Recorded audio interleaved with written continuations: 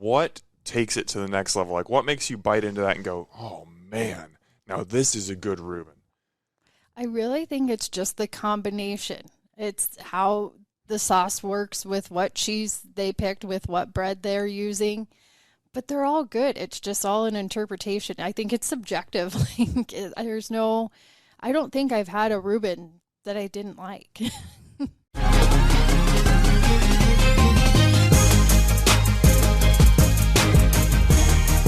Hey there, Omaha. Welcome into another episode of Restaurant Hoppen. I'm your host, Dan Hoppen, and in the summer of 2024, I embarked on a mission to find the best Reuben sandwich that Omaha had to offer. So I sourced people and was like, where do I need to go? I made a huge list and visited over 20 restaurants to try Reubens. And yet, one of the best ones that I had was delivered to me on my front doorstep in a brown paper bag. That might sound kind of sketch, but it will not after I introduce you to my guest. This is Beth Stratton. She is the owner of Omaha Gourmet Reuben. Beth, welcome to the show. Well, thank you so much for having me, and what a great mission you're on, finding the best Reuben and in the best city to do it. It is a labor of love. It's amazing. When I started this, I liked Reubens, but like maybe I would order that if I saw it on a menu, but I wasn't like passionate about them or anything. It was just people were like, dude, you're the food guy. Find the best Reuben. So I was like, yeah, sure, I'll do this. I love them now. Like, people keep asking me, they're like, are you sick of Reubens yet? And I'm like, no, I think I love them. Like, every one that I try makes me appreciate them more and more. To you, what makes a Reuben a special sandwich? Well, I mean, I enjoy Reubens from all restaurants too, not just my own. I think you have the right bread, the right sauce, the right meat, the right cheese, the right story. Everybody's got their own kind of interpretation of how they want to make it, and what makes a Reuben to them. It's, oh, I've got to have so much meat, or oh, it just has to be toasted on, the most perfect bread. For me personally, I like sampling them all and can appreciate each one I taste. I totally agree with that. And each one, even if the ingredients are identical, they can taste very different, or the meat has a different texture, or the bread is toasted more on this one than that one. No, they're all snowflakes. No two are exactly alike. Yes.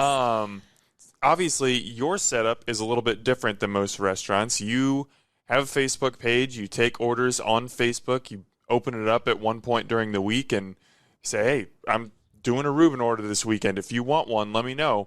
And people put their orders in. They pay you online, and then you deliver. Like, it's just such a different concept. Honestly, I remember seeing this for the first time, like back during the pandemic, and I was like, what the heck is this? Someone is delivering Reubens to people's doors? But then when I got a chance to try it, I was like, you know what? I'm totally sold on it. We'll get into the full backstory, but just give me like the overarching view. Like, if somebody's hearing about Omaha Gourmet Reuben for the first time, how do you describe it to them? I describe it as, I make Reuben sandwiches. I bring them to your door, and then you kind of finish them off at home by toasting them on a skillet or a griddle like a grilled cheese. We make it real simple. When I first started doing this delivery, this isn't what I intended whatsoever. I was making them for family and friends because my grandpa had started this recipe. And he had people ordering from him. Well, I kind of took over, and then during the pandemic, somebody had posted on Omaha Food Lovers that I made these sandwiches, and I hadn't heard of Omaha Food Lovers yet. So all of a sudden, all these people are liking my page. How do I order? And I'm like, oh, I had maybe 200, friends and family that liked the page, and it was just more connecting with them. And then it all of a sudden turned into, oh my goodness, I'm going to have to figure out how I'm going to make these Reubens and get them to these people during the pandemic. So that's kind of how it all started, or I should say restarted. And yeah, we'll get into that. But like, as that page is growing, what was the scales of excitement and stress like? Because I can imagine that was like fluctuating all the time. Like, whoa, like people are loving this, but also, oh my gosh, I have to make X number of Reubens this week. What am I going to do? So a friend of mine had posted it on Omaha Food Lovers. And like I said, I wasn't aware of the page. So I didn't know where it was coming from. And it was one of those things, like within an hour, my page had doubled. And I was like, what's going on? I had no idea. So I searched through Facebook, and then a friend had reached out and said, oh yeah, there's this group. I love it so much. And I shared your page, and I was like, oh, okay, now I know where this is coming from, but now I have to figure out how to field all of this, because people had questions and you want to get to everybody, but it's just me. And I probably got, I would say at least 100 messages that day, at least, of what is this? What do you do? How do I get them? And this is not your full-time job? No. At all? No, it was not my full-time job. I was at home because I was actually serving at a restaurant real part-time. So I was at home. But yeah, I had to kind of stand back and figure out, okay, how am I going to do this? Because I like doing it. And it's, like I mentioned, it's my grandpa's recipe. So it's kind of, I wanted to help carry that on because he was really passionate about it, and he had kind of retired from doing that. And so it was, okay, I want to make this work. What do I do? So I had to kind of stand back and, okay, I need to find a kitchen, and I need to source ingredients, and now I'm all these other positions that I wasn't expecting. But I'm really, really happy that my friend posted, and it's grown to where it's at right now. So I have to be honest, my first thought when I saw it was, because your instructions online, it comes wrapped in like cellophane and buttered and everything, and you're supposed to microwave it for like a minute and then pan fry it on a pan for a minute or 2 minutes each side, basically to whatever crispiness you want. And I remember seeing that, and I was like, if you're microwaving that, like, the meat has to be rubbery. Like, if the sauce is just, the Thousand Island and the sauerkraut are sitting in there, the bread just has to get wet. Like, this shouldn't work. There's no way that this would work. But then I tried it, and the wizardry behind it I don't understand, but it works. It works. As you were building this Reuben, not only just a Reuben to serve, warm to your family or something, but something that could be delivered and then recreated whenever someone wants to do it. How important was it to you to create not just a good Reuben, but a great Reuben that kind of lived up to that legend that your grandfather created? It was really important. And luckily he had kind of the guidelines. He had done so much working and testing and what works, what doesn't work. But he was using the deli sliced corned beef, where I'm like, that's not cutting it for me. So that is one liberty I took, where I'm like, I have to figure out how I can make the meat something that I made, that I really put a lot of care in, and it's an important part of the sandwich to me. So that was one thing I tested out. Yeah. How do you make the meat now? I mean, you don't have to give us the trade secrets, but what's the difference? No trade secrets. It's just a flat cut brisket, where some people use the whole brisket, or the whole brisket has 2 points. It's the point and the flat, and I chose the flat. It's less fatty. And then, I have my special way of cooking it, and then I shred it, and it makes perfect meat for this, microwaved, can be frozen, cook at home sandwich. It's been so interesting as I've gone on this Reuben hunt.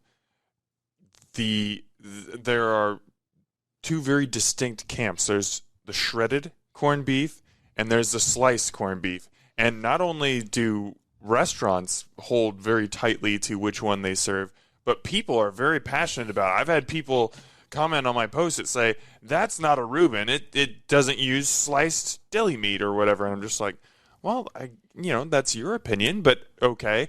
What puts you on team shredded? Why do you think shredded brisket is the way to go? I think, for me personally, it's just the flavor, the way it lays out in the sandwich, and then just for how we make our Reubens, it just holds up better. I'm not against the sliced.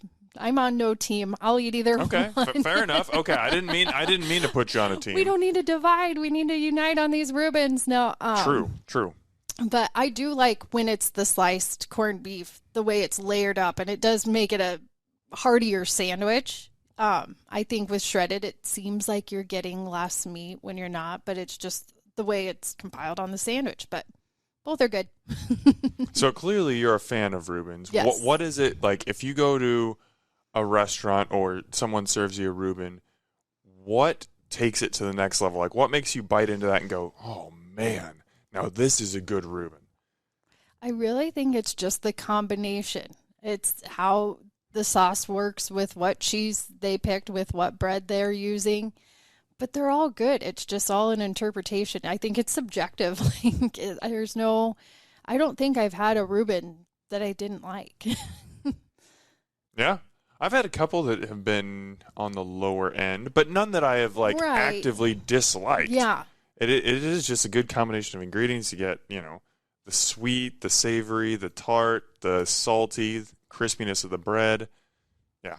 I go a little crazy. Like with my own, I will, instead of the Thousand Island, I'll put mustard, and I'm like, wait, now is this a Reuben or not? Or I'll add pickles, and it's like, wait, I'm changing the concept. But I don't know. I think just however you want to have it.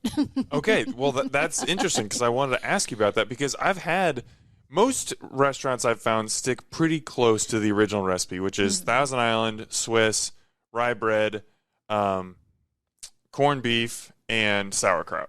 Those are the 5 main elements.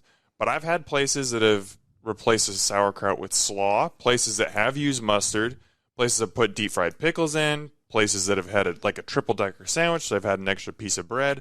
Wilson and Washburn, those guys are crazy. They've got their beet horseradish sauce that is pretty wild, but also very delicious.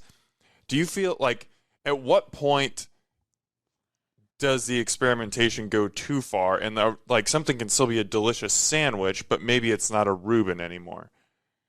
I think that's tough. That's tough, because then you have the Rachel too, where that's taking the corned beef out. You got the turkey, yeah. And add the turkey. I mean, and then I guess it is a Rachel and not a Reuben. I think maybe adding 3 or more ingredients, or taking 2 or more off, then you've got something else. But I haven't thought too far on that. You guys stick pretty close to tradition with all the traditional elements, except you use pumpernickel bread. Yes. From Rotella's. Yes. Give a shout out to Rotella's. Yes, I love Rotella's. Why pumpernickel instead of the traditional rye? That's a good question. I don't know. That's just how my grandfather made his Reuben. So I didn't think to ask him. Really? Really. Do people ever ask you about that, or they just kind of go with it? I mean, most people just go with it, but I've had a few that, I'm used to, having it on rye, or do you ever do them on rye? And I've never done them on rye. I have done them on... Rotella's had a sourdough pumpernickel or sourdough rye that I tried a couple years back, and that was really good, different, but it was more just something to try out. But yeah, it works. So I don't want to break the recipe. We've got it down. So as you were, I think your grandpa actually created this concept, but as you kind of took it over, you mentioned that you made the change with the corned beef itself, but you left everything else as is. Why was it so important for you to not make any other changes, but just really stick to what your grandpa created? Because I know he put a lot of work, and he started his restaurant in the late 70s selling this Reuben with this recipe. And I know he worked really hard to perfect the ingredients. So, and after he had closed his restaurant, people were still wanting his Reuben, and that's how he kind of came up with the concept of, finishing it off at home, grilling it at home. So I think with all of that labor of love, that it works, and I'm not going to change it. But I really felt with the packaging and the meat, it was my one thing that I knew he would be okay with me changing, that just added a little bit more extra to it. Now, I don't even know how much you can answer this, because some of it might just be R&D and just, trial and error and figuring it out. But do you know, the science behind, why microwaving it in the plastic wrap, is the proper way to heat it up, and then toasting it on the, on the pan? How did you guys come up with, I guess, the reheating process? And again, this was my grandpa, and his name was Subie Madalena, so I'll just give a shout out to, he's gone now, but this was definitely his labor of love, something he really put a lot of time and effort into. But with this, wrapping in the cellophane, he realized with the thick sandwich that the meat might not get hot all the way in the middle. So he's like, well, we'll just try different materials and warm it up and see what works best. And that's what worked. Now, over the years, you guys have offered some variations on the sandwich. You had a vegan portobello Reuben at one point. Yes. You have offered the Rachel with the turkey breast. You've done double-decker Reubens. Yes. And every once in a while, you'll put out the bat signal for the spicy Reuben, which I had a chance to try last time, that has jalapenos and horseradish. I still prefer the original, but that was excellent as well. How did you come up with those variations, and what made you want to add those to the offerings for specific deliveries, not all the time, but as an option for people as opposed to just the original sandwich? Meeting new customers and having requests, oh, I love a Reuben, but I can't find a vegan Reuben, or, oh, have you thought about doing it this way? Or I personally love spicy anything. So I was putting jalapenos on my Reuben, like on every bite. And I'm like, well, maybe I could just put some jalapenos on the sandwich. And I'm like, well, how could I kick it up a little bit more? And it's like, well, let's throw some horseradish and see if that works. And it's like, I love it. And had my husband and a few other people try it, and they liked it too. So it was like, well, we'll just see. People want to try it. And I've gotten really good feedback. People who like spicy are, yep, this is for me. It's very, very good. I'm a spice fanatic, and I was just like, the flavor profile is still mostly the same, but you just get a little bit of that kick from the horseradish, a little bit of, honestly, it was more spice than I expected from the jalapenos, but very, very good. Yeah. How many hours a week do you think you devote? And you don't take orders every week. No. But on a week when you do, how many hours a week are you devoting to this? Oh, I would say anywhere from 15 to 20. Yeah. It's taking the orders, then taking payments, and I build up my delivery route. I have a nice little app that I put in the addresses. And I mean, all of this stuff just adds up, takes a little bit of time. And then making the sandwiches, on a good day, I can make about 32 an hour. So that's pretty good. One every 2 minutes, basically. Yeah. But most of the time I can probably do, and that's if I'm right in it, no interruptions. And but usually it's about 24 an hour. And then my deliveries usually take about 4 to 5 hours. How many sandwiches will you make on the average delivery week? So I try to halt around 60. It never happens. You're too generous. I hate saying no. But at some point when I know it's gone too far, I'm like, I'm so sorry. I just can't take anymore. And it's usually around 80.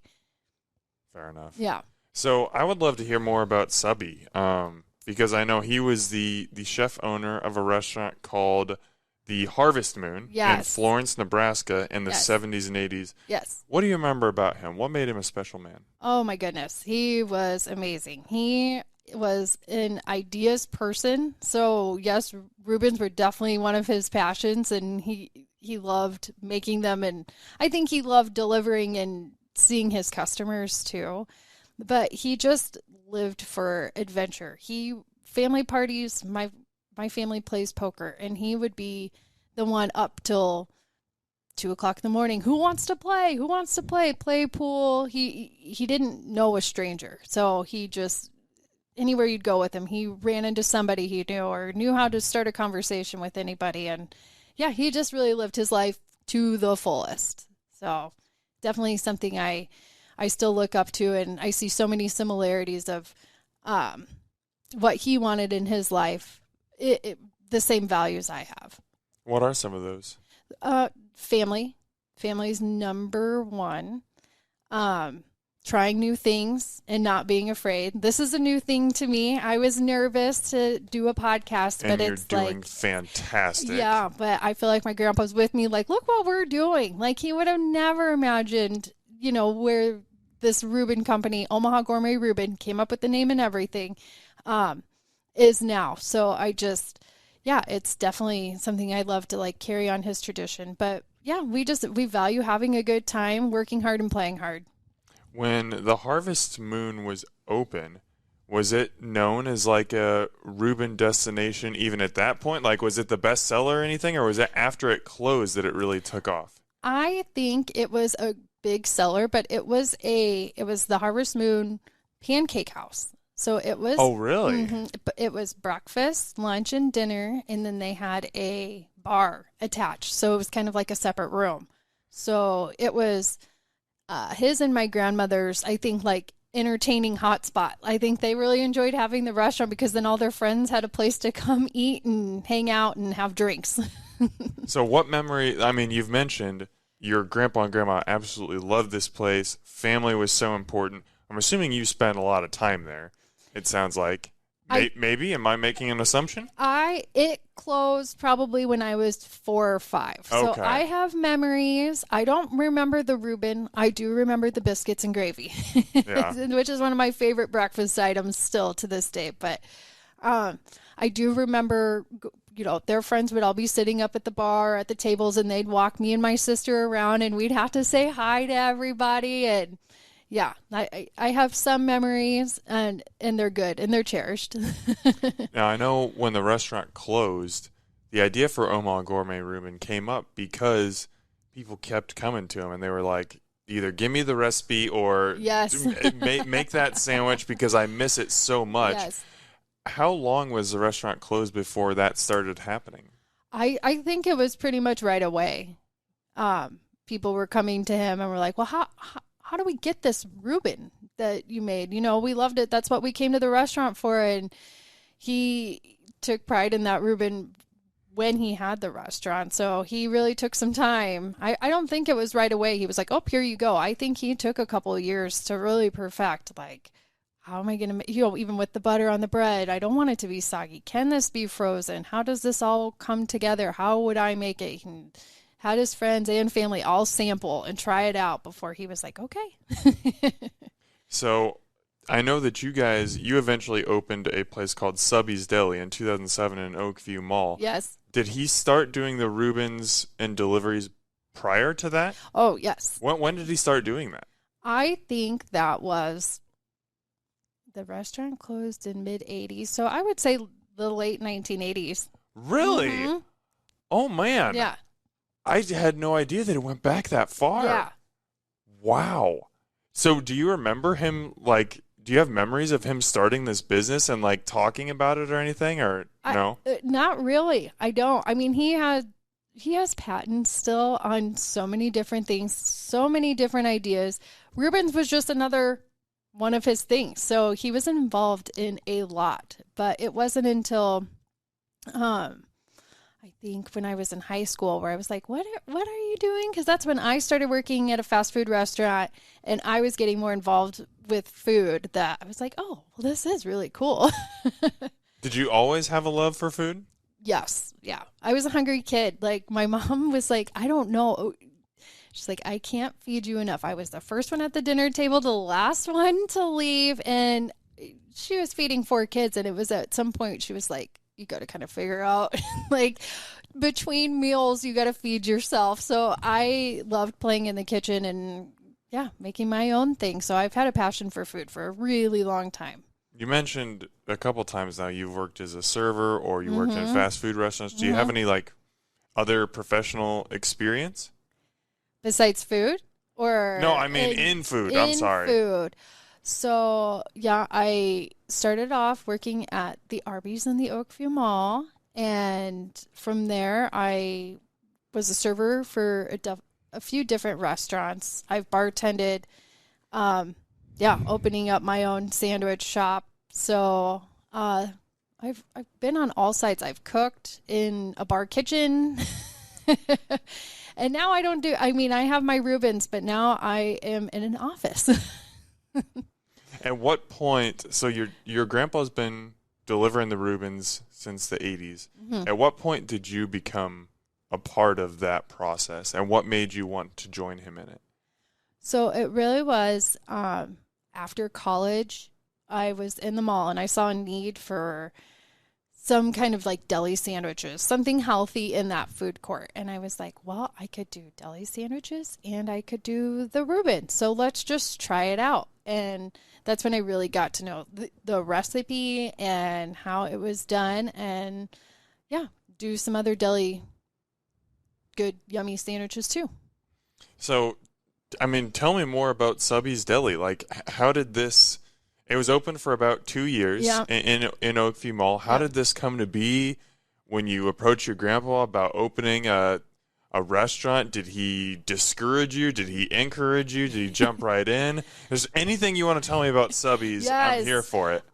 So Subie he was all about adventure, so he kind of giggled, I remember, and he was like, okay, let's do it. I'm like, okay, well, then we're partners. So, yeah, I approached the mall. I'd known, since I'd been in the mall for a long time, I'd known some of the staff and just said, hey, we have this concept. We want to try it out, and we want to sign, somewhat short leases because we don't really know what we're getting into. And yeah, it just grew from there. We picked out restaurant equipment, and he wasn't happy that I chose Subies Deli for the name, though. He was really like, no, don't add my name. And it's like, but this is, your idea, your concept. But I think deep down he was appreciative that we went with that.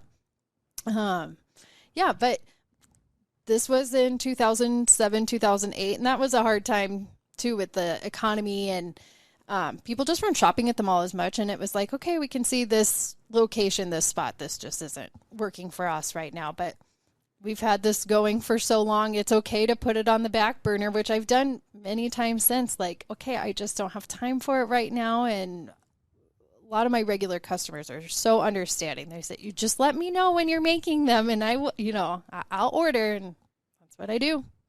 So Subies was open for about 2 years, and as you mentioned, then you guys chose to close it. What do you think you learned most professionally during that time that has helped you be successful since then?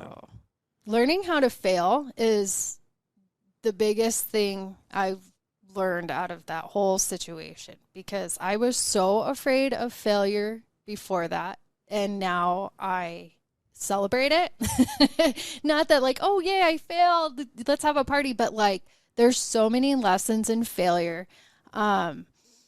Just I don't know, I maybe thought that since I was a business owner that oh, look at me, I own my own business. But it's like, oh, and you're also going to be scrubbing dishes and scrubbing floors and doing orders and trying to market a business and all the things in between. Plus, I mean, having a great staff and keeping them happy is so important. So there was just so many things that I just hadn't really thought of. And I had a business degree from UNO, but those are just things they don't teach in school. When you want to open your own business. So I learned a lot about what to do and what not to do. What are some of the most important what not to do? Like if somebody were listening to this and thinking about opening a place where you would say, maybe don't do this. Oh, goodness. That's when I'd really have to think on. I mean, I would just say take your time with your idea and your concept. And I think when we have a good idea and there's something we're so passionate about, it's hard to have that like restrain to hold back and not just go with it. And well, we'll just see what happens. And when you're opening a business, you want to do it right, and you really want to be thought out. And sometimes not making decisions right in the moment is okay, and it's okay to step back and I need to take some time and really think about this, but still being positive about you're able to make good decisions. Because I think for me, I just was so excited. I jumped in right away. The Reubens are successful, and I know the market. I've worked in this mall, and there was just other things I hadn't considered. And I think that's on an individual basis. You really just, especially with restaurants, you need to think about your location. You really do need to think about your customers, and you really need to think about your staff. Now, I know just from this conversation and from going back through your social media, family is super important, and especially your grandparents. I mean, you have some deep love for Subie. What was it like being able to work with him professionally for a couple of years, especially now that he is no longer with us? Having that time with him, how important was that to you? It was so important. I mean, we always had a special bond and connection. When I was little, he taught me all the presidents in order.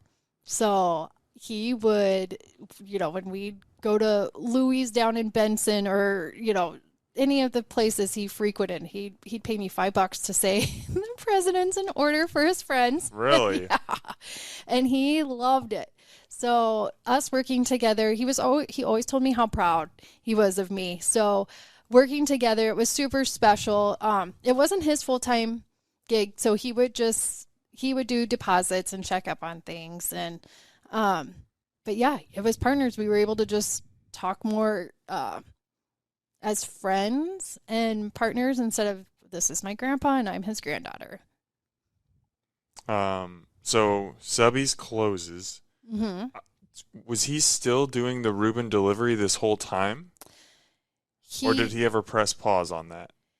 Let me think. I know he had certain people he made specifically for, and then he sent a lot of people up to Subies Deli. But then after that, I think he just kind of narrowed it down and cut it out somewhat. Because he was still working full time. He was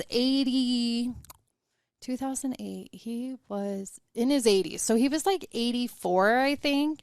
And he was still working? Yeah, he was working for the law firm Baird and Holmes or Baird Holmes downtown as a courier, 40 hours a week. So oh my gosh. Yeah, this was more I was operator and he just came in to check on things, and then he still would make his, smaller orders.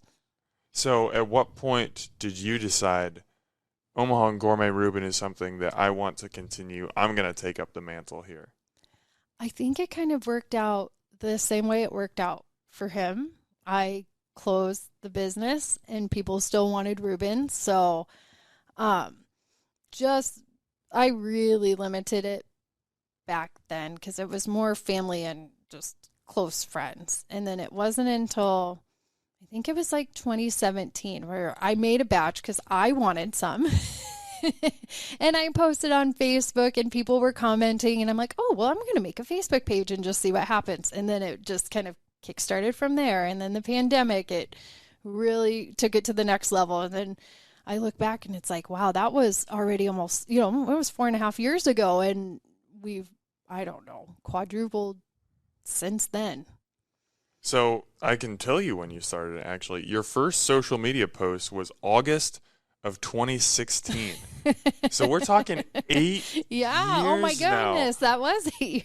Yeah. I had no idea. It took a long time to scroll back on your Facebook to find that because you post very frequently. But when you look back on that and think 8 years of doing this, like what pops to the front of your mind? How is it 8 years already? Like, it just seems impossible, but how cool to watch something like this grow. And now with social media, it's like we can really see our results in real time. So it's super cool.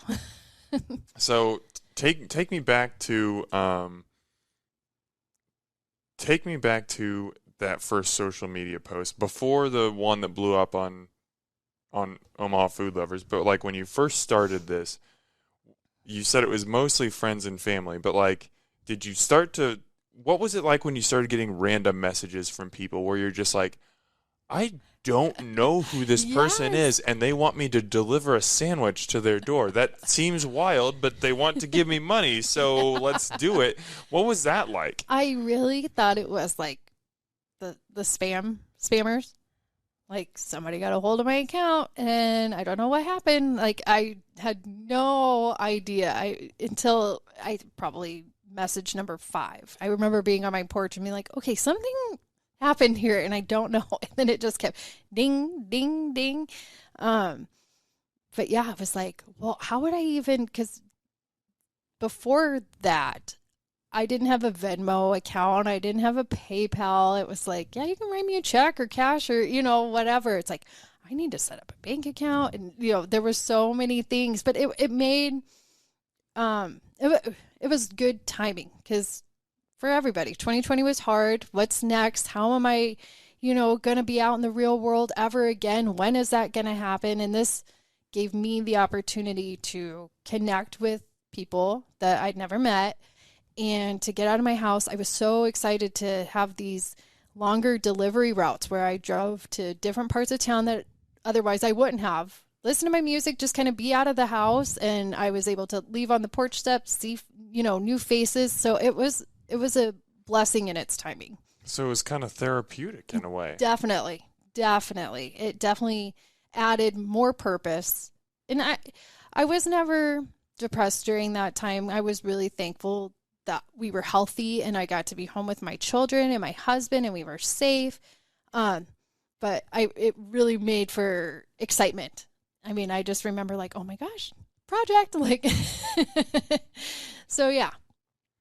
What was it like getting comments from people that you didn't know and feedback, I guess, on the sandwiches? Because, you've been around your family and your friends, like the people that you were making them for originally, obviously they really like it, and they have to say that. Yeah, exactly. they'll tell you that. But like when, especially, the internet can be a weird place. There are some people that are super awesome, and there are definitely people on the other end of it too. So what type of comments did you get, especially in the early going, as you're making these deliveries to all of a sudden houses that you're not necessarily familiar with? Right. Like, what is this? Would be some, or okay, you deliver Reuben sandwiches, or what is the process? And it's like, I don't know. I'm making it up as I go. Let's figure this out together, everybody. But I done deliveries before, and it something that'd been on my mind for a long time. I remember, I don't know what year it was, but I made flyers and I put them on people's doors, and I think I had one callback, but I had spent hours putting flyers on the door. So it was just like, wow, this is like putting flyers out, but all I have to do is type something and hit send, and the audience, sees it instantly. But I appreciate all feedback. And even today I got a message, hey, I just wanted to let you know, you delivered on Sunday and we really enjoyed our sandwiches. And a comment today means just as much as it did back then. Like, I appreciate all good, honest feedback. And sometimes, and I don't really get negative feedback, which good. I'm thankful for. And I hope if somebody did have something, they would come to me. But I also think this is a tried and true recipe. We've done it enough. If there is something wrong, like, I want to fix it right away. Refund, let's get this figured out, because I make every single sandwich, and I really do put love into every single sandwich. Everything's measured. Everything, it's consistent. And so if something's not consistent, I need to know what happened and make it up to the person. Your Facebook page, do you know how many people like your page right now? I know I was nearing, not the likes, I saw in the followers that I was nearing followers, whatever, almost 4,000. I don't know where it is now. I knew it was around 3,900 last I checked. Publicly, yes, it says 3.9 thousand followers. I mean, when I say that number, does that just, even knowing it, like just to hear it again, does that just boggle your mind? It really, really does. When I had hit 1,000, I remember taking a screenshot and was like, it doesn't get better than this. This is just, and 1,000 is great for anybody that's just starting out or has had their page for a long time. 1,000 is amazing. 500 is amazing. But to see that that's almost quadrupled it's out of this world. And I'm so appreciative and thankful to every single person that shares posts or word of mouth that tells their friend that likes Reubens or has their sister or cousin or husband that likes Reubens and lets them know. That I appreciate it so much. We've talked about how the pandemic kind of springboarded things and allowed, this to really take off. And I mean, this was kind of a way of dining out for people because they couldn't actually go to a restaurant. A lot of restaurants were pivoting and trying to figure out how they could do delivery, but that was, for a lot, it was kind of a clumsy process in the beginning. Did you ever think about that? Like, you were someone's way of going out to eat for several months? Like, if they wanted something that wasn't a meal they had to cook themselves, like, you might have been one of their only options. I never really did think about it that way. I know we were getting our groceries delivered, but I never really had that perspective. So that is kind of cool to think about. Uh-huh. So right before the pandemic, from May of 2018 to June of 2020, at least the Facebook page went dark for a while. It was pretty quiet. You said, hey, I'm taking a quick break. What happened during that time? What year was it? May of 2018 to June of 2020. I had my second child the middle of 2017. So And I'm sure just being wrapped up with family and handling two, they say one is one and two is a million. I mean, it's a lot. So that's probably, it's weird. Time just flies where it's like, I didn't even realize I took that much time off. But I put my family and my personal life is really important to me first, which I'm lucky I get to do.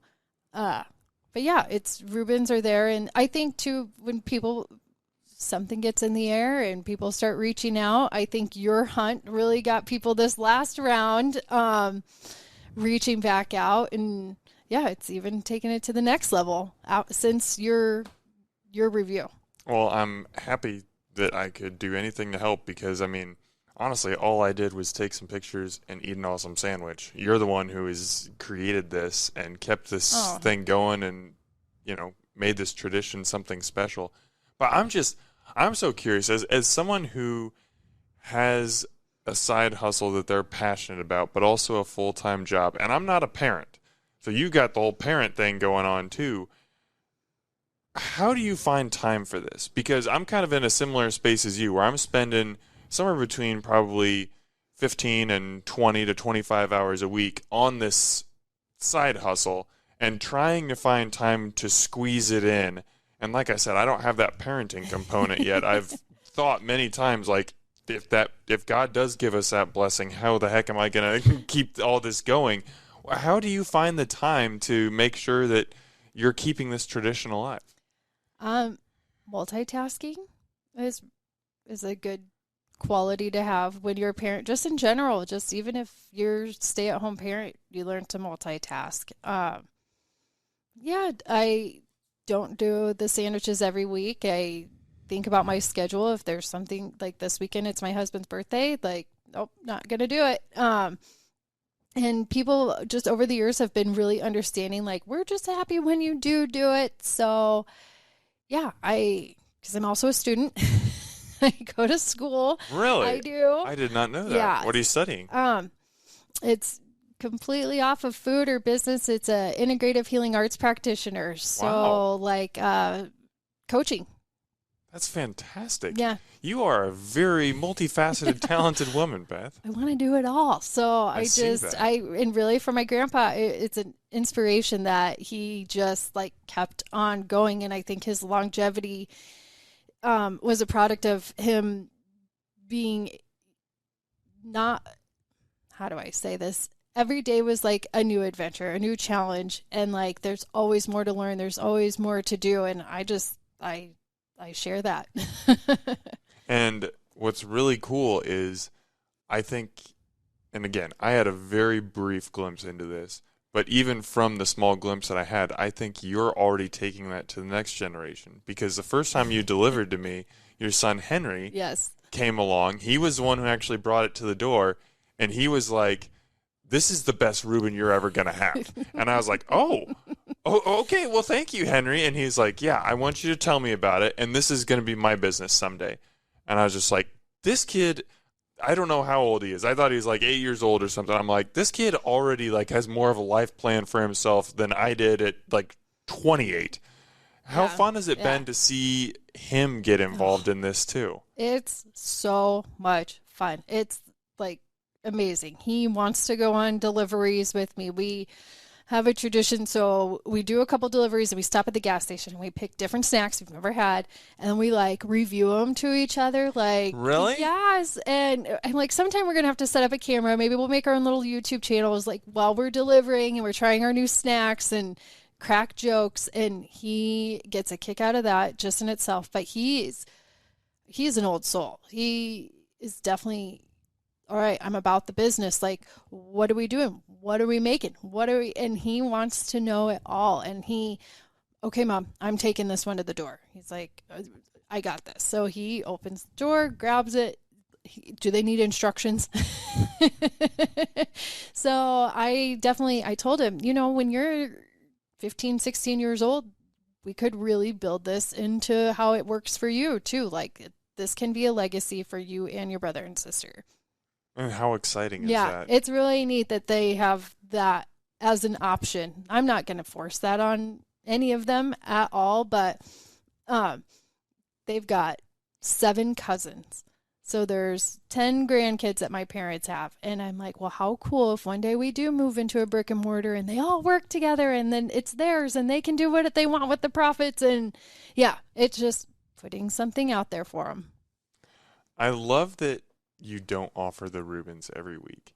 Because I think it's very important to have work-life balance. And yeah, if it's your husband's birthday, like, spend time with him. You don't want to be stressed and making 80 sandwiches instead of making plans or being around him and being around your family. I think that's important. But also you create that sense of urgency, Mm-hmm. I think. It's exciting. Like, if I just get on Facebook and I see a post from Omaha Reuben, it's like, hey, deliveries are open this week. It's like an added bonus to my day. I'm just like, what? Oh, I can get in on this one. But also there's that sense of, I need to get my order in now. It's like when a fast food restaurant will retire a beloved menu item, Mm-hmm. and then McDonald's brings the McRib back. Mm-hmm. Boom. They don't offer it full time because they know when it does come, everybody's coming in. Have you kind of seen like the cause effect of that as well? Oh, definitely. And it's good and bad, because I had one woman message me. I get a few messages. I never get on the list. And I put me on the next list, please. This woman, she goes, and I'm not yelling at you. I'm sorry. I just keep missing out. And it's like, I'm so sorry. Like, I feel so lucky, but then so bad at the same time, because I want you to try it. I don't want to withhold the Reuben from anybody. Like, I wish everybody could have one, but it is neat that, like, people kind of, they rush to order. So my orders, I can get an order of, anywhere between 60 and 80 within an hour and a half. Oh, wow. Mm-hmm. I shut it down. It maybe 2 hours tops. So as we wrap up here, there have clearly been, over the past 8 years, just that you've been involved. Well, I guess when I say you've been involved, that's just since the Facebook page has been alive. Yeah. You've been involved even before that. Yeah. But even just looking over the time that you've spent with Omaha Gourmet Reuben, there have been ups and downs in that process. What is it that has kept you going and never just said, you know what, this was good for a time, but I think it's time for, this side hustle to retire? Mm-hmm. You've kept it going the whole time. What is it that has pushed you through some of those hard times? I would say it's a couple of things. Definitely, I mean, we've brought my grandpa up a lot, but carrying on this legacy is really important. But I just enjoy doing it. I really like, because it's so many different jobs in one job. So I enjoy making my route, and I enjoy making the food. I'll listen to podcasts, or I listen to music while I'm making my sandwiches. I enjoy the time in my car with my oldest. It doesn't happen very often where we get one-on-one time. So these moments of him and I, that's special. So it's just, I look forward to it, but I also know, like, if I don't have time for it this week or this month or the next couple months, like, if I put something out, hopefully people will wait around and they have this far. So, yeah. You mentioned a couple minutes ago, and I think that this is you were not saying that this is happening. This is just like, hey, this is one potential route that it could take. But you mentioned a brick and mortar. When you look at the future of Omaha Gourmet Reuben, what do you see? Do you have like any concrete plans, or is it more just kind of, let's just keep rolling the ball down the hill and see where it goes? And this is just beginning talks. And I didn't mention this to you before, but I have been looking at food trucks. Really? But I've been looking at food trucks since Subies Deli. Okay. But now it's a lot more staple. but it's something I'm in a place where it could really happen. So that I would enjoy that because I enjoy going to events and it would be different crowds. Again, working on my schedule. So hopefully that's something in the next few months to year that can pan out. Okay. Well, we definitely won't hold your feet to the fire on that, but if it does happen, that would be really exciting. Yeah. And that would be, at that point, the woman who messages you all the time, if she doesn't get a Reuben now, it's her fault. Not you know yours. where to find me. Exactly. All right. I got 2 more questions for you that I like to ask most guests that I have on the podcast. First one is this, and I'm really interested because most of my guests are like, restaurant industry is their full-time thing. Their life is food. For you, it's a big part of your life, but it's not everything. What is one part of being a part of the restaurant food industry as you are that you think customers don't understand that you wish they did understand? Oh, that's tough. That's a tough question. I just think, and I've heard it before, I've said it before, that almost everybody should be in the food industry at some point in their life just to see that they aren't in control. They're just one part of the machine. And if there's one holdup in one part of the machine, maybe a cook or something dropped or the ticket was missed or we ran out of this. And, there's so many little things that all have to come together to make a quick experience that's hot, great food.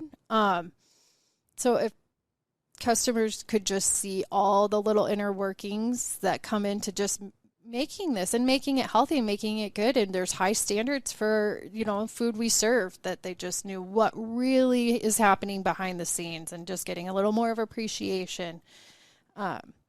I would want them to know that. I love that. And then to get you out of here on a positive note, and you've probably mentioned this once, if not several times throughout the conversation, but just to put a nice bow on it, what's your favorite thing about being a part of Omaha's food scene? Oh, it's so cool. Like, we have so much to offer. I'm so happy I get to be a part of it. Reuben's, they started in Omaha, Nebraska. Don't argue with me. That's the truth. That's how I believe it. I'm not arguing with you. There are people who will, yes. and I won't stand for it. No.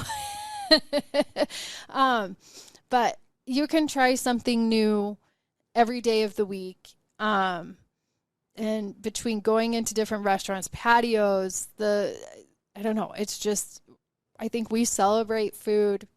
It's a pastime for us. It's celebrations for us. So it's just cool that I get to be a part of that too. Okay, one last one. Okay. Now, if someone wants to have a Reuben that's not Omaha Gourmet Reuben, where would you send them? Where are your favorites? You can give as many or as few shout-outs as you want. The last Reuben I had was at Jimmy D's. And that was fantastic. So good. And they're so nice there. That's a great place to go. Where else? It's been a few years. The Crescent Moon?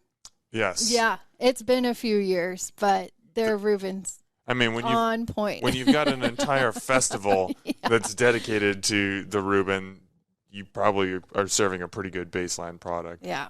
Well, people watching or listening to this, I am happy to vouch for Omaha Gourmet Reuben. I'm gonna admit the idea is a little wacky. It is. I was skeptical the first time, and even as I'm like unwrapping the sandwich and everything, I'm just like, what is going on? This is wild.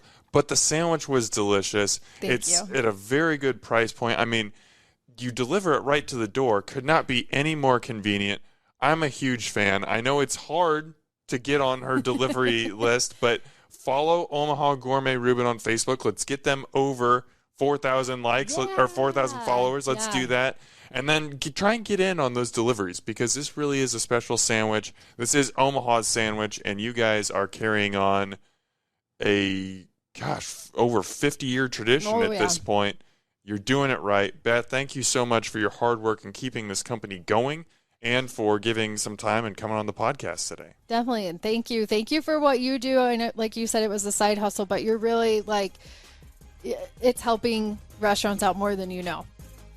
I do what I can. We appreciate it. All right. All right. Omaha, as always, thanks for eating with us.